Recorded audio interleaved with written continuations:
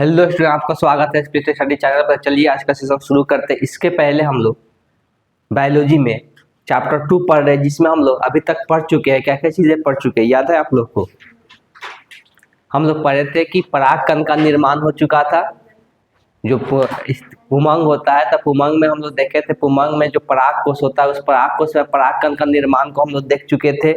और अगर स्त्री केसर का बात करें तो स्त्री केसर में बीजांड जो होता है, तो बीजांड के अंदर जो होता है कोशिकाओं का जो निर्माण होता है, किसका निर्माण होता है? उसमें अंड कोशिका होता है, दो सहायक कोशिका हम लोग पढ़े थे बीजांड द्वार की ओर। तो बेसिकली जो काम करता है वो अंड कोशिका ही काम करता है। तब ये दोनों जब निर्माण हो चुका है और परागण की घटना भी हम लोग पढ़ चुके हैं। परागण की घटना का मतलब क्या बताया गया था? परागण घटना का मतलब बताया गया था जो परागकण होता है वो क्या होता है, जब पराग कोष से निकल के वर्तिकाक तक पहुंच जाता है तो उसको हम लोग क्या कहते हैं? परागण की घटना कहते हैं। परागण की घटना किस तरह से होता है वो सब चीजें हम लोग पढ़ चुके हैं कि बाहरी किसी माध्यम के थ्रू कराया जाता है, किसी कारक के थ्रू कराया जाता है, जिसमें हम लोग क्या क्या देखे थे? कीट के द्वारा हो सकता है, जानवरों के द्वारा हो सकता है, पक्षी के द्वारा हो सकता है, या वायु के द्वारा हो सकता है, या जल के द्वारा हो सकता है। तो ये परागण की घटना हम लोग पढ़ चुके हैं। मतलब परागकण अब कहाँ पे पहुंच चुका है? तो परागकण कहाँ पे पहुंच चुका है? वर्तिकाक तक पहुंच चुका है। अब उसके बाद की घटना हम लोग पढ़ने वाले हैं कि वर्तिकाक पे पहुंचने के बाद उसके बाद क्या होगा। जब तक वो परागकण जो नर युग्मक होगा, जब तक मादा युग्मक नहीं मिलेगा, उस टाइम तक बीज का निर्माण नहीं होगा। तो बीज का निर्माण होने के लिए जो नर युग्मक होगा वो मादा युग्मक से मिलना जरूरी होगा। चलिए देखते हैं आगे का प्रोसेस। पहले कुछ चीजें और जानेंगे, जैसे कि पहला है पराग स्त्री केसर संकर्ष। संकर्षण दिया हुआ है, इंटरेक्शन बोलते हैं इंग्लिश में।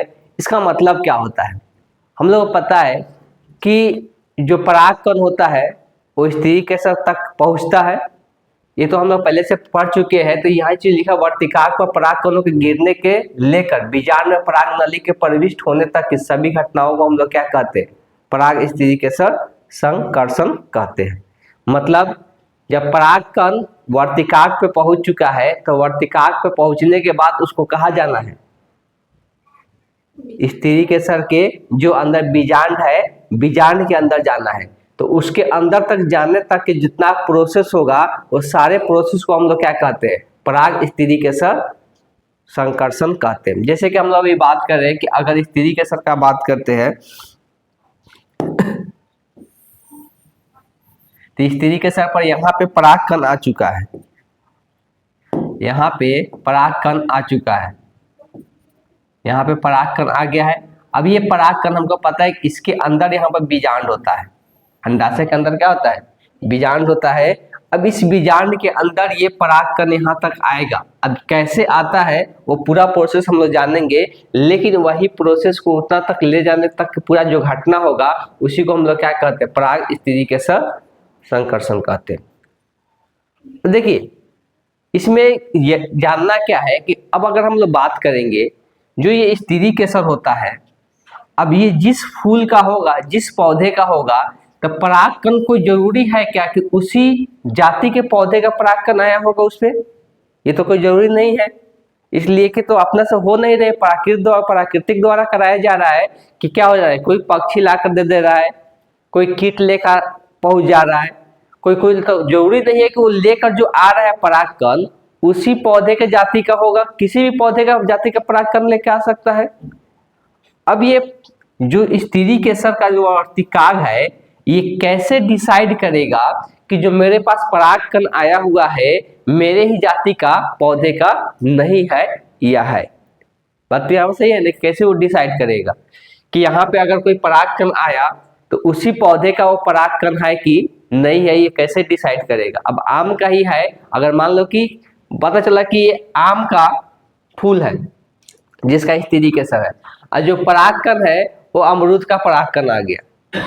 अब ये कैसे डिसाइड करेगा कि वो दूसरे का परागकण है? तो अभी से कुछ ना कुछ इसके पास होता होगा डिसाइड करने के लिए। तो डिसाइड करने के लिए जो रहता है इसमें एक हम लोग को रासायनिक पदार्थ देखने को मिलता है, रासायनिक घटक देखने को मिलता है जो मुख्यतः प्रोटीन का बना हुआ रहता है। जो मुख्यतः क्या होता है? प्रोटीन का बना हुआ रहता है। यही पहचानने में मदद करता है कि वो परागकण अपना है कि नहीं है। सिर्फ इतना ही पहचानता है कि वो अपना जाति का परागकण है कि नहीं। अपना जाति का परागकण होगा तो उसको एक्सेप्ट करेगा, अपना जाति का परागकण नहीं होगा तो उसको वहीं पर क्या हो जाता है, रोक देता है, उसके नीचे नहीं जाने देता है। मतलब यहाँ पे परागकण तो पहुंच जाता है, लेकिन अगर अपना जाति का परागकण रहेगा अपने, मतलब अपने जाति का मतलब क्या है कि अपने पौधा जैसे आम का है तो आम का ही परागकण रहेगा, तभी जाके क्या होगा, इसके अंदर जाने देगा, और नहीं तो वहीं पर क्या हो जाता है, रोक देता है। और इसके लिए इसके पास क्या रहता है, तो इसके पास रासायनिक घटक होता है वर्तिकाक के पास, जो उसको प्रोटीन का बना हुआ रहता है, तो पहचानने में मदद करता है। बात समझ में आ गया। एक और चीज दिया, स्त्री के केसर में यह क्षमता होती है कि वह सही और गलत का परागकणों की क्या कर सके, पहचान। तो वही चीज लिखा हुआ है कि इसमें स्त्री केसर के पास ही, मतलब ये जो घटक होगा, जो रासायनिक घटक हम लोग को देखने को मिलेगा, ये भी स्त्री केसर के पास ही होगा, जो कि ये क्षमता इसमें होता है, ये प्रोटीन का बना हुआ रहता है, जो पहचानने में मदद कर देता है कि ये परागकण किस जाति का है। मतलब ये किस जाति का नहीं, खाली इतना पहचानता है कि अपना है कि नहीं, बाकी ये नहीं पहचानता है किस जाति का है, खाली पहचान लेता है कि अपना है कि नहीं। अगर अपना होगा तो इसके अंदर से अब यहाँ पे अंदर के प्रोसेस को करने देगा, अगर अपना नहीं होगा तो यहीं पर इसको क्या कर देगा, रोक देगा। तो ये क्षमता होता है।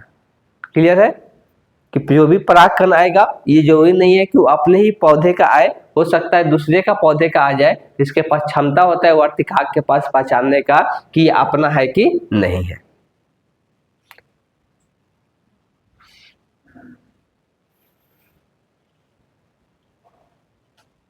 आगे है कृत्रिम संकरीकरण, जिसको संकरण भी बोला जाता है, हाइब्रिडाइजेशन, पिछले क्लास में भी समझा रहे थे। कृत्रिम का मतलब क्या होता है, जो खुद इंसान द्वारा किया जाता है उसको हम लोग क्या कहते हैं, कृत्रिम कहते हैं। जो इंसान के द्वारा परागण की घटना कराया जाता है, निषेचन घटना कराया जाता है, उसको हम लोग क्या कहते हैं, कृत्रिम कहते हैं। और इसको कृत्रिम क्या बोलते हैं, संकरीकरण कहते हैं, जिसको हाइब्रिडाइजेशन बोलते हैं, आर्टिफिशियल हाइब्रिडाइजेशन। इसके पहले भी समझाए थे। इससे क्या होता है कि हम लोग क्या कर पाते हैं, अच्छे से अच्छे, क्या बोल सकते हैं, अच्छे से अच्छे पौधे का निर्माण करते हैं जिसमें कुछ गुण अच्छा हो। तो ये अपने द्वारा कराया जाता है ऐसे कि जिससे हम लोग अच्छे पौधे का निर्माण करा सके। अच्छे पौधे का मतलब क्या, कि उसमें अच्छा प्रोटीन का मात्रा हो, पहले बताए थे ना, रोग प्रतिरोधक क्षमता अच्छा हो, रोग प्रतिरोधक क्षमता समझते हैं लोग, रोगों से लड़ने की क्षमता अच्छा हो। पता है ना कि बहुत सारे हम लोग पौधे लगाते हैं, बीज लगाते हैं, उस पर कीड़ा वगैरह लग के खत्म कर देता है, खराब कर देता है पौधे को, तो सबसे लड़ने की क्षमता अच्छा होना चाहिए।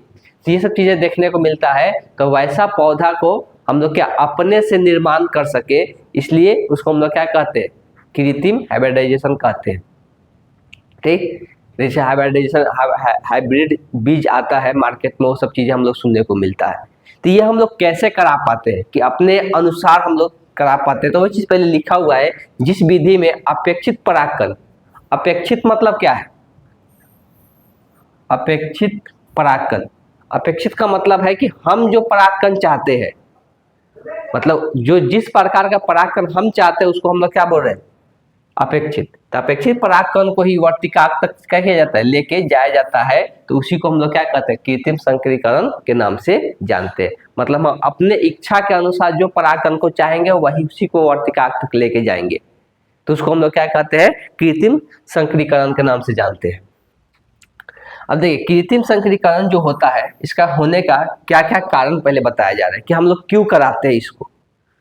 तो दिया हुआ है, पादप प्रजनन की एक महत्वपूर्ण तकनीक है, जिसका उपयोग वांछित गुण मतलब अपने इच्छा के अनुसार जो हम जो गुण चाहते हैं, तो जो गुण चाहते हैं उस गुण को लाने के लिए, उस पौधे में उस गुण को लाने के लिए हम लोग क्या कराते हैं, कृत्रिम हाइब्रिडाइजेशन कराते हैं। जैसे में क्या चीज, तो अधिक पैदावार हो सके। इसका मतलब सिंपल है कि कम जगह में ज्यादा फसल उपज हो सके। ठीक, बहुत सारा देखते होंगे कि आम का भी पौधा देखते हो तो उसमें बहुत कम आम फलता है, ऐसा होता है ना, लेकिन किसी किसी पौधा पर बहुत ज्यादा फलता है। या हम लोग गेहूं धान का जो खेती करते हैं, तो उसमें भी आप लोग देखते होंगे कि जब कोई लगाता है तो कुछ ही एक ही कट्ठा में बहुत ज्यादा मात्रा में गेहूं निकल के आ जाता है, और किसी का एक कट्ठा में बहुत कम गेहूं का मात्रा निकल के आता है। तो हम चाहते हैं कि ऐसा गेहूं का बीज लगाए जिसमें कम जगह में ज्यादा पैदावार हो सके। तो पहला यही चीज है कि इसमें हम लोग को ऐसा क्षमता ढूंढते हैं जो अधिक पैदावार हो सके। उसके बाद रोग प्रतिरोधक क्षमता उसमें होना चाहिए। रोग प्रतिरोधक क्षमता का मतलब बता दिए कि किसी भी रोगों से लड़ने की क्षमता होना चाहिए। हमको पता है कि आजकल पेड़ पौधा में भी अलग अलग प्रकार का क्या होता है, रोग लग जाता है, जिससे फसल खराब हो जाता है, कीड़ा लग जाता है, तो सबसे लड़ने की क्षमता उसमें होना चाहिए। अभी हम लोग आगे बायोलॉजी में और भी चीजें पढ़ेंगे। कुछ कुछ ऐसा पौधा का निर्माण कर दिया गया है कि अगर कोई उस पर जाकर कीड़ा लगता है ना, पौधा पर कीड़ा लग जाता है ना, तो जो कीड़ा लगता है तो कीड़ा लगेगा तो कीड़ा उसको जैसे ही खाएगा ना, उसमें क्या है, उसके हिसाब से उसमें ऐसा पदार्थ डाल दिया गया है कि कीड़ा खाते ही कीड़ा क्या हो जाएगा, मर जाएगा। तो ऐसे ऐसे चीजें उसमें इंजेक्ट कर दिया गया है। तो रोग प्रतिरोधक क्षमता होना चाहिए, बेहतर स्वाद आना चाहिए, बेहतर और भी आएगा, बेहतर स्वाद तो होना ही चाहिए। और क्या हो सकता है, जैसे कि बहुत सारा फल हम लोग खाते हैं तो कुछ क्या होता है, मीठा होता है, कुछ खट्टा होता है, तो हम लोग ऐसा फल ज्यादा इस्तेमाल करेंगे, वैसा बीज वाला फल को ज्यादा लगाएंगे जो क्या होता है ज्यादा मीठा हो। और ज्यादा हम लोग गेहूं का खेती जब करते हैं तो गेहूं में हम लोग चाहते हैं कि उसका प्रोटीन का मात्रा क्या हो, अच्छा हो। प्रोटीन में दोनों चीज हाई क्या होता है, कार्बोहाइड्रेट भी होता है, प्रोटीन भी होता है। तो प्रोटीन का मात्रा अच्छा हो तो वैसे हम लोग बीज का निर्माण करना चाहते हैं। वाले पौधे को नई किस्में का विकसित करने के लिए ऐसा किया जाता है। तो बेसिकली वही हम लोग बात करें, कृत्रिम संकरीकरण क्यों करते हैं। अगर कोई पूछ देगा तो हम लोग क्या बताएंगे, बता सकते हैं ना आप कि अगर कृत्रिम संकरीकरण अगर कराने हैं तो क्यों कराते हैं, इसके पीछे कारण क्या है। तो अब वैसे क्या क्या कारण है, अच्छा पैदावार हो सके, रोग प्रतिरोधक क्षमता होना चाहिए, और क्या होना चाहिए, स्वाद अच्छा होना चाहिए, प्रोटीन का मात्रा अच्छा होना चाहिए। तो ये सब चीजें उसमें देखने को मिलना चाहिए। तो इसीलिए हम लोग क्या कराते हैं, कृत्रिम संकरीकरण कराते हैं। अब ये कराते कैसे हैं, कैसे हम अपने हिसाब से परागण की घटना कराते हैं। अब यहाँ पे जो है हम तो सिंपल यही जानने वाले हैं कि परागण की घटना अपने हिसाब से कराना है। अब कोई फूल को खुला छोड़ देंगे तो अपने हिसाब से कराने की भी कोशिश करेंगे, दूसरा वाला परागकण भी उस पर आके गिर सकता है। लेकिन ऐसा क्या किया जाता है कि ऐसा रोक दिया जाता है। तो पहला इसमें एक शब्द सुनने को मिलेगा, विपुंसन। तो देखिए द्विलिंगी जो पुष्प होते हैं, द्विलिंगी पुष्प हम लोग किसको कहते हैं, द्विलिंगी पौधा किसको कहते हैं, द्विलिंगी जिसमें क्या होता है कि नर और मादा दोनों होता है। मान लेते हैं कि एक फूल है जिसमें नर और मादा दोनों है, ये दिखा दिए, इसमें दोनों है, नर और मादा दोनों है, ठीक। इसको हम लोग नर कहते हैं, ये बीच में जो है ये क्या है, मादांग है। तो इसको हम लोग द्विलिंगी पुष्प कहेंगे। इसको क्या करना है, विपुंसन करना है। निपुंसक भी नाम सुने होंगे लोग, नॉर्मल भाषा में लोग बोलते हैं वो निपुंसक है। तो इसका मतलब क्या है कि इसमें किसी दोनों होते हुए भी किसी एक पार्ट को काट के क्या कर दिया जाता है, हटा दिया जाता है। किसी एक पार्ट को क्या किया जाता है, काट के हटा दिया जाता है। किया क्या जाता है कि मान ले जैसे ही ये परागकण, ये इसमें यहाँ पे यहीं पर परागकण बनता है ना, तो ये मेरा क्या है कि परागकोश है, इसमें परागकण का निर्माण होता है। जैसे स्फुटन होने वाला रहता है, स्फुटन का मतलब क्या, ये फूटने वाला रहता है, इससे परागकण बाहर निकलने वाला रहता है। तो इसको क्या कर दिया जाता है, इसको काट के हटा दिया जाता है। काट के मतलब इसको नॉर्मल तक काटना मुश्किल होता है, इसलिए इसमें अंदर की तरफ रहता है। बहुत सारा बीज में देखोगे लोग तो ये अंदर की तरफ रहता है, तो एक चिमटी की तरह क्या करते हैं, पकड़ के इसको खींच के हटा देते हैं। जिससे क्या हो जाएगा कि अब ये वाला परागकण तो इसके पास नहीं जा पाएगा, इसका परागकण इसके पास नहीं जा पाएगा ना। अब हम जो चाहते हैं वो परागकण को इस पर ला कर रखेंगे। लेकिन अगर इसको एक और इस्तेमाल किया जाता है, इसको एक पॉलीथीन से क्या किया जाता है, एक पेपर से ढक दिया जाता है। अब ढका इसलिए जाता है कि दूसरा परागकण इस पर आके ना गिर जाए, इसलिए कि हो सकता है दूसरा कोई परागकण पर परागण आके हो जाए, इसलिए इसको क्या किया जाता है, पेपर से ढक दिया जाता है। तो एक पेपर से ढक के रखा जाता है। जैसे ही ये तैयार हो जाता है, इसका जो पराग वर्तिकाग जो होता है तैयार हो जाता है, परिपक्व हो जाता है, तब हम जो चाहते हैं परागकण, उस परागकण को लेके आएंगे। इस परागकण को लेकर ये पेपर को हटाएंगे और उस पर क्या करेंगे, छिड़क देंगे, ठीक है। अब छिड़कने के बाद भी इसको फिर क्या करना है, ढक देना है कि कोई दूसरा परागकण इस पर ना आए। अब यहाँ पे जो छिड़क के रख दिए इस पर परागकण, और परागकण क्या करेगा, अंदर जाएगा बीजांड के पास और अंडकोश से मिलेगा और इससे बीज का निर्माण होगा। तो हम जो परागकण इस पर रखे हैं वो ऐसा परागकण रखे हैं जिसका गुण सब गुणों से क्या हो, बेहतर हो। उसमें क्या क्या गुण अभी बताए कि वैसा परागकण वाले, परागकण किसका लिए है, वैसा पौधा का लिए है जिसमें सारा वो गुण विद्यमान हो। कौन कौन सा गुण, अगर हम बात करेंगे कौन कौन सा गुण उसमें विद्यमान होते हैं। क्लास एक ही बार, इतना लेट से आइएगा, कम से कम 5 मिनट 10 मिनट चलता है। तो अभी हम लोग बताए कौन कौन सा गुण इसमें विद्यमान होता है। अधिक पैदावार हो, स्वाद अच्छा होना चाहिए, रोग प्रतिरोधक क्षमता होना चाहिए। तो ये सारे गुण उसमें होना चाहिए। सारे गुण क्या होना चाहिए, ये उसमें होना चाहिए। तो सारा गुण होगा तो वही वाला परागकण को हम इस पर क्या करते हैं, छिड़कते हैं।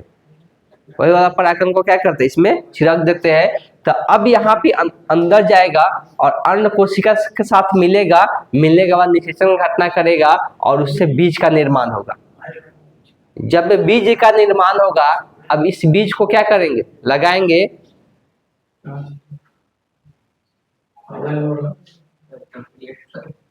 अगर बीज को लगाएंगे तो अब हो सकता है कि उस बीज को, अब जो पौधा का निर्माण होगा, तो जो परागकण लिए थे जिस पौधा का, वो वाला गुण सारा उसमें आ जाए। ऐसा चांसेस बनता है ना कि सारा गुण उसमें आ जाए। तो इसीलिए ऐसा काम किया जाता है। ये कृत्रिम संकरीकरण कहलाता है कि ये हम अपने से कर रहे हैं। तो ये तो द्विबीजपत्री पौधा में हुआ। एक बीजपत्री पौधा जो रहेगा, तो एक, अगर हम लोग क्या करेंगे, अगर एक लिंगी वाला पौधा लेंगे, ये द्विबीज नहीं मतलब एक लिंगी वाला जो पौधा लेंगे, तो एक लिंगी वाला में पहले से कोई एक ही लिंग रहेगा, या तो स्त्री के साथ रहेगा या पुंकेसर रहेगा। तो स्त्री के साथ जो रहेगा, तो हम ऐसा पौधा लेंगे जो मान ला खाली स्त्री के साथ है। इसमें हमको क्या करना पड़ेगा, इसको विपुंसन नहीं बनाना पड़ेगा। इसलिए विपुंसन का मतलब भी होता है कोई एक पार्ट काट के क्या कर देना, हटा देना। इसमें से कुछ हटाना तो पड़ेगा नहीं, सिर्फ यहाँ पे स्त्री के साथ रहेगा और स्त्री के साथ का वर्तिकाग्र रहेगा। सिर्फ इसको क्या करेंगे, पेपर से ढक के रख देंगे। और जो परागकण चाहते हैं, मतलब जिस पौधा का परागकण लेंगे जिसमें सारा गुण क्या होना चाहिए, विद्यमान होना चाहिए, तो वो वाला परागकण को लाकर इस पर क्या करेंगे, छिड़क देंगे और फिर इसको पेपर से क्या कर देंगे, ढक देंगे। जिससे क्या होगा, दूसरा कोई परागकण इसके ऊपर ना आ सके। और फिर से वही प्रोसेस होगा और इसमें जो बीज का निर्माण होगा, हो सकता है कि वैसा बीज बन जाए जिसमें सारा गुण विद्यमान हो। बस समझ में आ गया। तो इसलिए हम कृत्रिम संकरीकरण का आते हैं तो वही चीज यहाँ पे दिया हुआ है।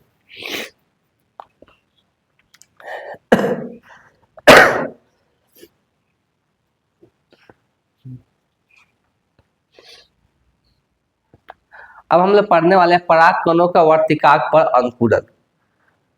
परागकण पहुंच चुका है वर्तिकाक पे। अभी हम लोग मान के चल रहे हैं, इसके पहले इतना चीजें पढ़ चुके हैं कि परागकण, परागण घटना हो चुका है। परागण घटना होने का मतलब क्या है कि परागकण जो है वर्तिकाक पे पहुंच चुका है। अब वर्तिकाक पे पहुंचने के बाद उसके बाद का प्रोसेस क्या होता है, तो जब वर्तिकाक पे पहुंच जाता है तब उस पर क्या होता है, परागकण जो होता है वो अंकुरित होता है, अंकुरन होता है परागकण का। अंकुरन का मतलब समझते हैं लोग, उसमें वृद्धि करना शुरू कर देता है, वो जमना शुरू हो जाता है, उसी को हम लोग क्या कहते हैं, अंकुरन कहते हैं।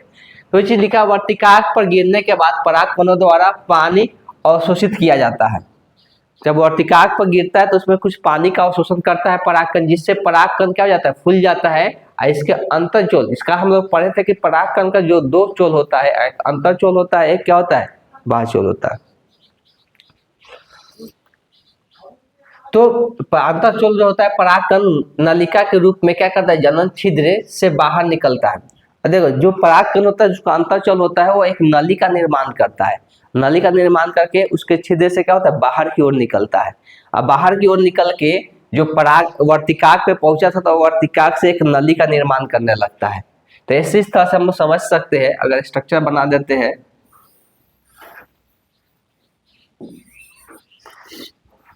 अब यहाँ पे कोई परागकण आया है। अब ये परागकण जो होता है, ये परागकण का अंदर से एक नाली बनाता है। अब नाली कैसे, तो नाली ऐसे बनते हुए इसके बीजांड के अंदर पहुंचता है। नाली बनता है, नाली बनने के बाद ये बीजांड के अंदर पहुंचता है। ये नाली का पूरा ऐसे नीचे की तरफ ग्रोथ करते जाता है नाली, तो उसी को अंकुरन बोल रहे हैं। ठीक, अंकुरित करते हुए नीचे की तरफ एक नाली का निर्माण कर लेता है, जो जाके बीजांड के तरफ से जाके जुड़ जाता है। अगर ये समानता, ये एक परागकण के केवल एक पराग नली निकलती है। इस प्रकार की पराग नली को अब देखिए जो पराग कण होते हैं वो कभी कभी क्या करते हैं, केवल एक नली का निर्माण करेगा। जब एक नली का निर्माण करेगा तो उसको हम लोग क्या कहते हैं, एक नलिकीय कहते हैं। कभी कभी ऐसा होता है कि परागकण जो होता है एक से ज्यादा नली का निर्माण कर लेता है, तो उसको हम लोग क्या कहते हैं, बहुनलिकीय कहते हैं।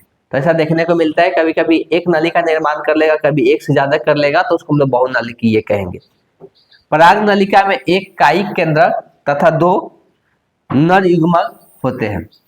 अब देखो जो पराग नली बनता है, अब ये जो पराग नली बनाने के बाद जो पराग कण होते हैं तो उसमें हमको क्या देखने को मिलता है, एक कायिक कोशिका बनता है और 2 गो नर युग्मक का निर्माण होता है।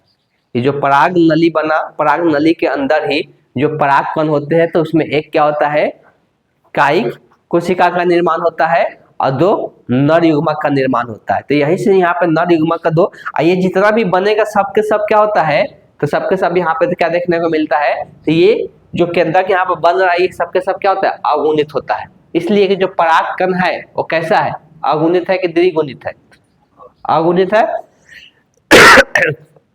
इसलिए यहाँ पे जो युग्मक वगैरह बनेगा वो क्या होगा, अगुणित देखने को मिलता है।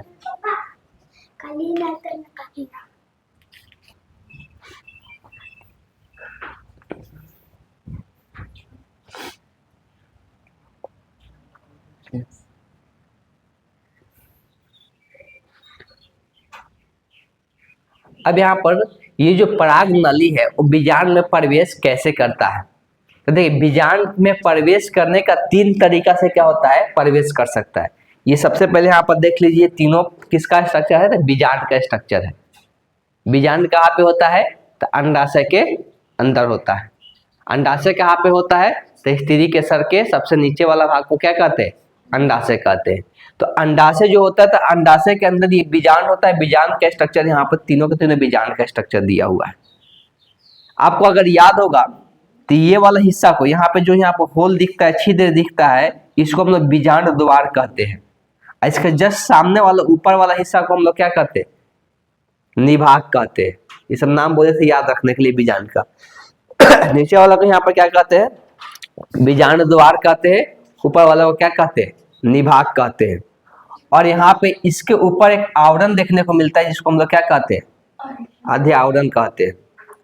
और यहाँ पे जो ये होता है ये इसको हम लोग क्या बोले थे, बीजांड विरिंद बोले थे। जो नीचे की तरफ ये जो जिससे जुड़ा रहता है, नली रहता है, ठीक, बीजांड का, उसको बीजांड विरिंद कहते हैं। तो ये सब नाम आपको पहले भी बताए हैं। और आपको यहाँ पर कोशिका दिख रहा होगा, पहले से आपको बताया है कि इसमें कितना केंद्रक होता है, तो 8 केंद्रक होता है, याद है ना, 8 केंद्रक होता है। ये सब पहले से जानकारी दिया हुआ है। बीच में क्या होता है, केंद्रीय केंद्रक देखने को मिलता है, 2 ध्रुव देखने को मिलता है इसमें। और यहाँ पर 3 नीचे और 3 ऊपर होता है। जो नीचे वाला बीजांड द्वार की ओर होता है वही इंपॉर्टेंट होता है, इसलिए कि इसमें हम लोग देख पढ़े थे कि एक अंड कोशिका होता है और 2 सहायक कोशिका होता है। प्रतिव्यासांत कोशिका 3 गो यहाँ पे होता है निभाग की ओर, निभाग की ओर प्रतिव्यासांत कोशिका होता है, ठीक। और नीचे की ओर ये इसमें एक अंड कोशिका होता है और 2 सहायक कोशिका होता है। ये सब ध्यान में होना चाहिए। अब यहाँ पे जो नली बना रहा है, पराग नली जो बन रहा है, पराग नली कौन बना रहा है, परागकण बना रहा है। परागकण कहाँ पे था, वर्तिकाक पे था। तो वर्तिकाक से क्या कर रहा है, तो वर्तिकाक से नली का निर्माण कर रहा है, जिसको हम लोग क्या कहते हैं, पराग नली कहते हैं।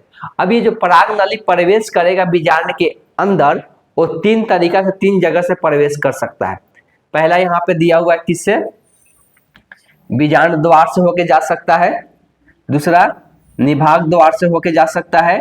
तीसरा बीजांड विरिंद बोला जाता है या बोला जाता है आधे आवरण, दोनों में से किसी में भी से जा सकता है, बीजांड विरिंद या आधे आवरण से होके जा सकता है। तो ये 3 जगह से हमको देखने को मिलेगा किसका एंट्री हो सकता है, तो जो पराग नली बना उस पराग नली का एंट्री इसके अंदर बीजांड के अंदर 3 जगहों से हो सकता है। दिखाया भी गया है यहाँ पे, देखिए यही नली दिखाया गया है, पराग नली। तो यहाँ पर किससे होके जा रहा है, बीजांड द्वार से होके इंटर कर रहा है किसके अंदर, बीजांड के अंदर, ठीक है। और यहाँ पे देखिए ये कहाँ से होके जा रहा है, निभाग की ओर से इसके अंदर एंट्री ले रहा है, यहाँ से निभाग की ओर से ये जा रहा है। सबको पहुंचना कहाँ पे है, तो हमको पता है कि अंड कोशिका के पास ही पहुंचता है, कहीं से भी जाए लो पहुंचना वहीं पे, यहाँ पर देखिए ये किससे होकर यहाँ पर दिखाया गया है, आधे आवरण से। किससे? आधे आवरण से एंट्री ले रहा है। तो ये जो नली है पराग नली, इसके अंदर 3 तरीका से इसमें एंट्री ले सकता है। या तो बीजांड द्वार से जा सकता है, निभाग से जा सकता है, या किससे जा सकता है, आधे आवरण से जा सकता है, या बीजांड बिरेन से भी जा सकता है। तो 3 तरीका से इसमें जाने को देखने को मिल सकता है। इसमें दिया इसे पोरोगैमी कहते हैं।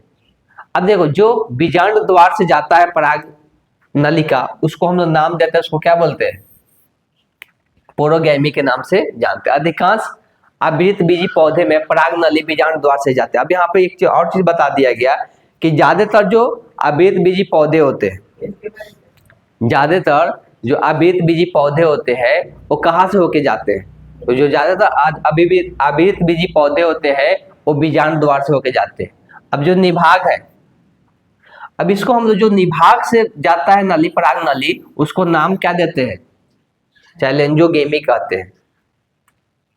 इसको हम लोग क्या कहते हैं, चैलेंजोगेमी कहते हैं। तो यहाँ पे हम लोग क्या करें, चैलेंजोगेमी कहते हैं। चैलेंजोगेमी इसलिए लिखा हुआ है कि निभाग को इंग्लिश में क्या बोला जाता है, निभाग को इंग्लिश में क्या कहा जाता है, लिखा हुआ है यहाँ पे चैलेजा बोला जाता है। इसीलिए इसको हम लोग क्या कहते हैं, चैलेंजोगेमी के नाम से जानते हैं। यह प्रकार कुजू एराइना या बारा झाव में पाए जाते हैं। यहाँ पर 2 नाम दिया हुआ है, पौधे का ही है जिसमें ये पाया जाता है। बीजांड बिरिंद वाला में दिया हुआ है कि इसको हम लोग क्या कहते हैं, मीजोगैमी कहते हैं। यह एक कद्दू या कुकुरबिटा या पिस्टेसिया में पाया जाता है। तो ये भी पौधा का नाम दिया हुआ है, तो इसमें ये पाया जाता है। लेकिन तीनों का नाम ध्यान में रखिएगा लोग। अगर एंट्री किससे होता है, बीजांड द्वार से, तो उसको हम लोग बोलते हैं पोरोगेमी। अगर एंट्री निभाग से होता है तो उसको हम लोग क्या कहते हैं, चैलेंजोगेमी कहते हैं। अगर एंट्री कहाँ से होता है, बीजांड बिरेन से या आधे आवरण से होता है, तो उसको हम लोग क्या कहते हैं, मेजोगेमी के नाम से जानते हैं।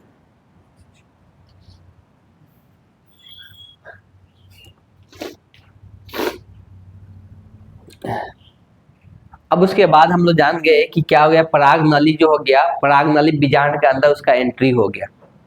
अब एंट्री होगा तो उसके बाद क्या होगा, पराग जो युग्मक बना, अभी हम थोड़ा देर पहले ही बता रहे थे, जो पराग कण था वो 3 केंद्रक बना। एक क्या क्या बना, तो एक हम लोग कायिक केंद्रक बना, और 2 क्या हो गया, नर युग्मक का निर्माण किया था। 2 नर युग्मक का निर्माण हुआ था। अब ये क्या होगा कि इस नाली के द्वारा जो नर युग्मक होगा, इस बीजांड के अंदर इसका एंट्री होगा।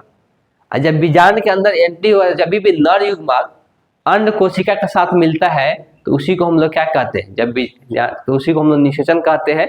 लेकिन यहाँ पे एक नाम दिया हुआ है, क्या नाम दिया हुआ है, द्विरी निषेचन। द्विरी का मतलब क्या होता है, द्विरी आगे लगा हुआ, इसका मतलब क्या है, डबल, 2, ठीक।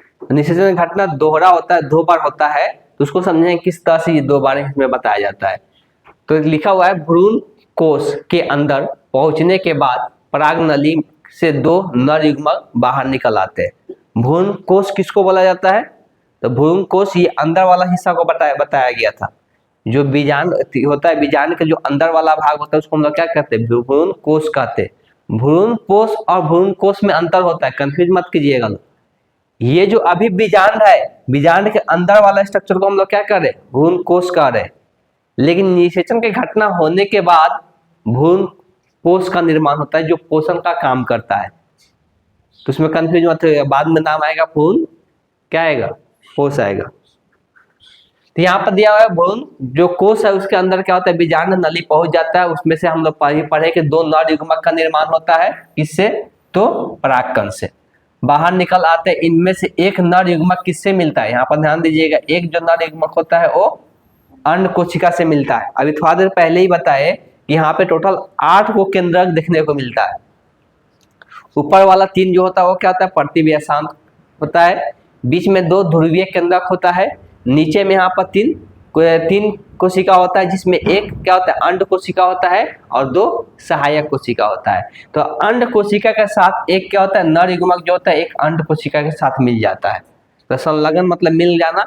और युग्मनज बना लेता है। जैसे ही मिलता है, मिलने के बाद क्या बन जाता है, युग्मनज। आपको पता है कि ये क्या बन जाता है, द्विगुणित हो जाता है।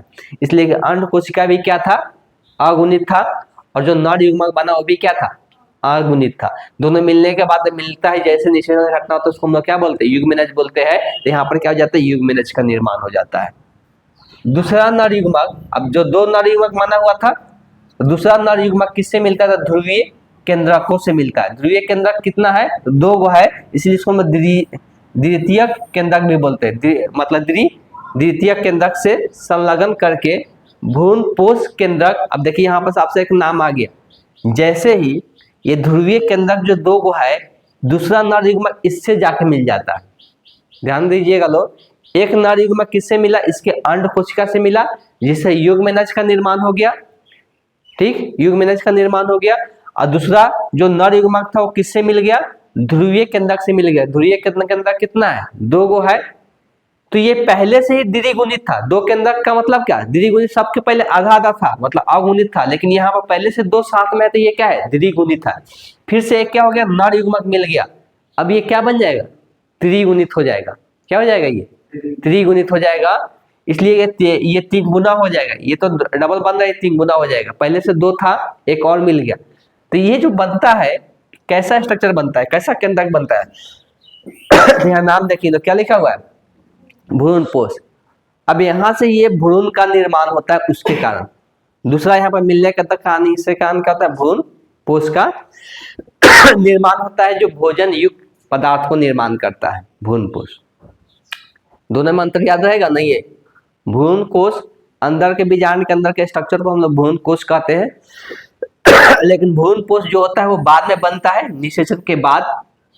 तो यहाँ पर इस प्रकार से देख सकते, निषेचन क्रिया पूरी होती है। इस तरह से 2 बार निषेचन हुआ, जिसके कारण इसको हम लोग क्या कहते हैं, द्वि निषेचन कहते हैं। यहाँ पर 2 बार निषेचन हो रहा है। एक बार अंड कोशिका के साथ एक नर युग्मक मिल रहा है, दूसरा नर युग्मक किसके साथ मिल रहा है, दूसरा नर युग्मक किसके साथ मिल रहा है, ध्रुवीय केंद्रक। ध्रुवीय केंद्रक कितना है, 2 गो है, तो दूसरा नर युग्मक ध्रुवीय केंद्रक के साथ मिल रहा है। तो यहाँ पर 2 जगह मिलन हो रहा है, इसीलिए इसको हम लोग क्या कहते हैं, द्विनिषेचन के नाम से जानते हैं, डबल फर्टिलाइजेशन के नाम से जानते हैं। इसलिए 2 बार यहाँ पे हो रहा है। ठीक है, ध्यान में रखना है, जब अगर अंड कोशिका के साथ मिल रहा है वो क्या बना रहा है, युग्मनज बना रहा है। और जब ये ध्रुवीय केंद्रक के साथ मिल रहा है वो क्या बना रहा है, भ्रूण पोष का निर्माण कर रहा है, भ्रूण पोष के केंद्रक का निर्माण कर रहा है। ध्यान में रखा रहेगा। चलिए आगे आते हैं। अब दिया हुआ है कि नर युग्मक के अंड से संलयन के फलस्वरूप जाइगोट बनता है। जाइगोट मतलब वही होता है युग्मनज। युग्मनज को ही हम लोग क्या कहते हैं, इंग्लिश में जाइगोट कहते हैं। तो चीज लिखा हुआ है कि नर युग्मक के अंड कोशिका के साथ मिलने के बाद क्या होता है, जाइगोट बनता है। इस प्रकार के निषेचन को हम लोग क्या कहते हैं, युग्मक संलयन कहते हैं। इसको हम लोग क्या एक और नाम देते हैं, सत्य निषेचन के नाम से जानते हैं। इसको हम लोग सत्य निषेचन कहते हैं। दूसरे नर युग्मक केंद्रक द्वितीय केंद्रक से संलयन करता है। इसमें 3 केंद्रकों का संलयन हो जाता है। थोड़ा देर पहले ही बताए इसमें कितना केंद्रक मिल जाता है, 3 केंद्रक मिल जाता है। इसीलिए इसको हम लोग क्या कहते हैं, त्रिसंलयन कहते हैं या त्रिगुणित हम लोग कहते हैं। जो केंद्रक बन गया वो कैसा बन गया, त्रिगुणित बन गया। बात समझ में आया, इसमें जो केंद्रक बन गया त्रिगुणित बन गया। अभी तक आप लोग पढ़ते आए हैं कि जो गुणसूत्र होता है, क्रोमोसोम जिसको इंग्लिश में बोलते हैं, तो हम लोग का जो गुणसूत्र 46 होता है, सबके सब क्या रहता है, जोड़ा में रहता है। सबके सब कैसा रहता है, जोड़ा में। जोड़ा का मतलब ऐसे दिखाया जाता है 2n। इसको हम लोग द्विगुणित कहते हैं। अगर कोई सिंगल्स किस में देखने को मिलता है, जो युग्मक बनता है उसमें जोड़ा में नहीं रहता है, उसमें कैसा रहता है, सिंगल रहता है, तो उसको n से दिखाते हैं। इसमें क्या हो गया, त्रिगुणित हो गया, मतलब 3 का जोड़ा में है। इसको कैसे दिखाएंगे, 3n से दिखाते हैं। तब ध्यान में रखिएगा, इसको हम लोग त्रिसंलयन के नाम से जानते हैं।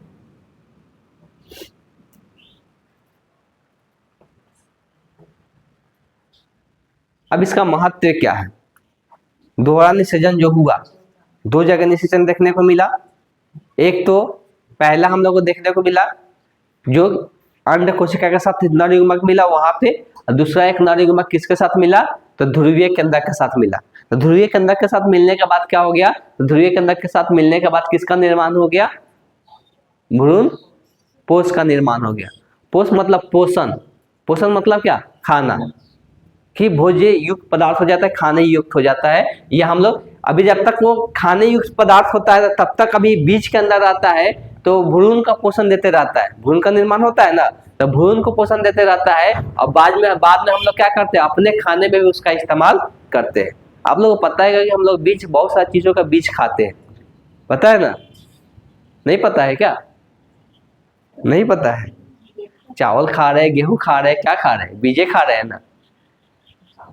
तो उस बीज में क्या होता है, भ्रूण पोष होता है, जिसके कारण हम लोग क्या कर पा रहे हैं, उसको खा पा रहे। तो वही चीज दिया हुआ है, यदि पौधे में केवल संयुग्मन होता और त्रिसंलयन नहीं होता, मतलब संयुग्मन का मतलब है कि जो युग में नज बना खाली वही होता और त्रिसंलयन नहीं होता, तो किसका निर्माण नहीं होता, भ्रूण पोष का निर्माण नहीं होगा। उसके फलस्वरूप अविकसित भ्रूण वाले बीज बनेगा, बीज भ्रूण क्या हो जाएगा, भ्रूणहीन हो जाएगा। मतलब क्या हो जाएगा कि ये बीज जो होगा वो खाने युक्त नहीं रहेगा, इसलिए कि उसमें भ्रूण पोष ही नहीं जो कि खाने युक्त पदार्थ को उसमें बना रहा है, तो वही चीज लिख रहा है कि उसमें क्या हो जाता है, वो भ्रूणहीन हो जाता है। धीरे सृजन के फलस्वरूप ही भ्रूण पोष का निर्माण होता है, भ्रूण पोष ही भ्रूण के भोज्य पदार्थ उपलब्ध कराते थे। एक तो काम ये भी करता है कि जो भ्रूण पोष बनता है उसके अंदर वही क्या कराता है, भ्रूण, भ्रूण किसको बोलते हैं, बहुत बार ये शब्द आया है, बताया भी है। जैसे बोले थे कि जो युग्मनज बन जाता है, निषेचन के बाद क्या बनता है, युग्मनज बन जाता है, वही धीरे धीरे डेवलप होकर क्या बनता है, भ्रूणीय अवस्था में आता है। और धीरे धीरे भ्रूणीय अवस्था आने के बाद वो क्या हो जाता है, पूरी तरह से अपने जैसा रूप होता है वैसा बन जाता है, तो उसको बोलते हैं कि उसका क्या हो गया, जन्म हो गया। तो वही भ्रूण होता है। तो भ्रूण को जो पोषण प्रदान करता है वो कौन करता है, तो जब तक उसको पोषण चाहिए उसको कौन देता है, तो भ्रूण पोष देता है। इसलिए भ्रूण पोष का होना जरूरी है और दोहरा निषेचन होना जरूरी है। दोहरा निषेचन नहीं होगा तो भ्रूण पोष ही नहीं बनेगा।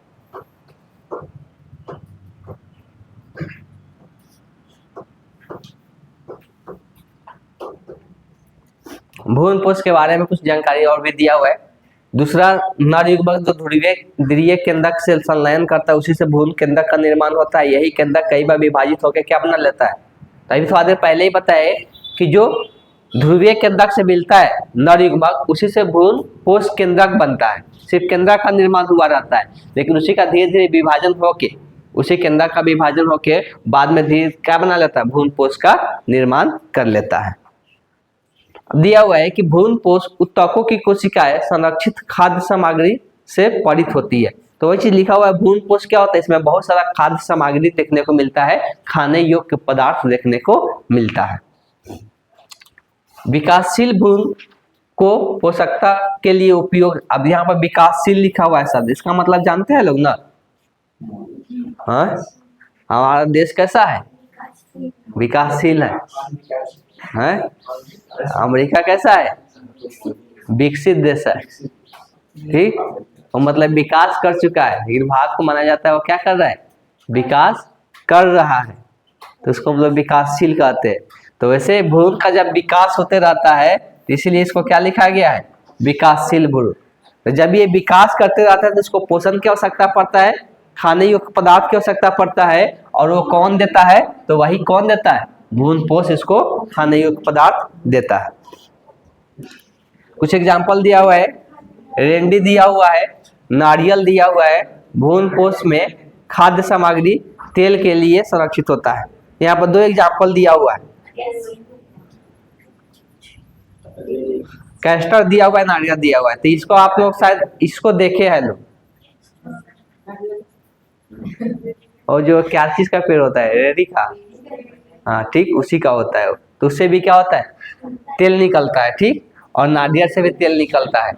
तो तेल निकलता है, जो तेल निकलता है बेसिकली वो तेल इससे किससे निकलता है, जो भ्रूण पोष होता है उसी से निकलता है, जो उसका भ्रूण पोष होता है उसी से निकलता है।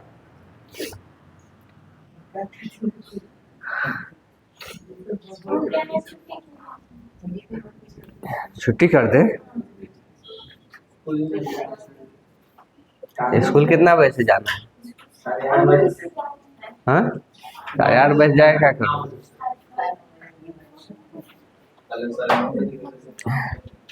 इतना खींचेंगे तो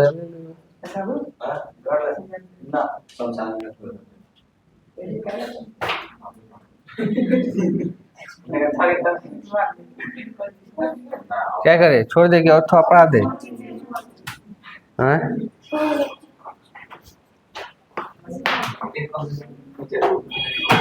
ठीक है, तो आज की क्लास में पढ़ लेते हैं।